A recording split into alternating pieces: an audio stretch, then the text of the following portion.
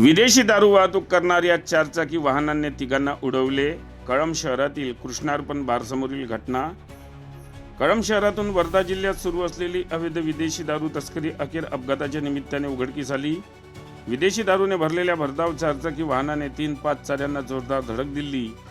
या अपघातात तिघेही गंभीर जखमी झाले। ही घटना शुक्रवार दिनांक 16 जानेवारी रोजी दुपारी 1:30 वाजताच्या सुमारास नागपूर रोडवरील कृष्णार्पण बारसमोर घडली।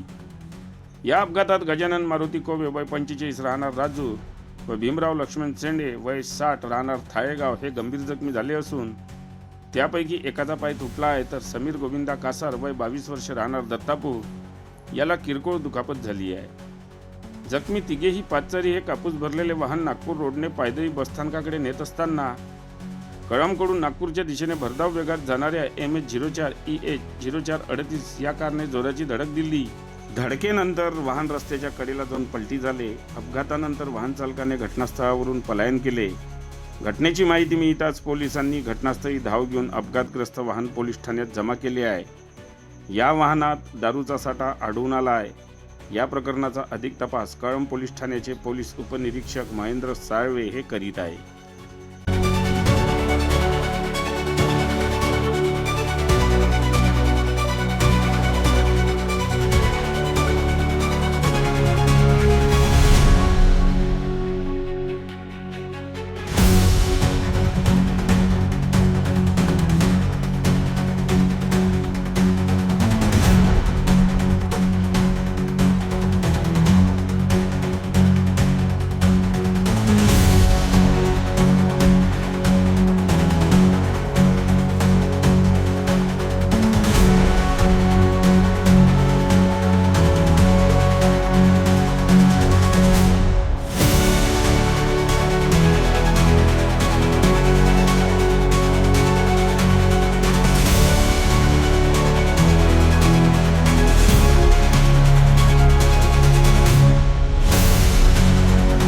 बातम्यांशी अपडेट राहण्याकरिता आजच आमच्या चॅनलला सबस्क्राईब करा आणि बेल आयकॉनवर क्लिक करा।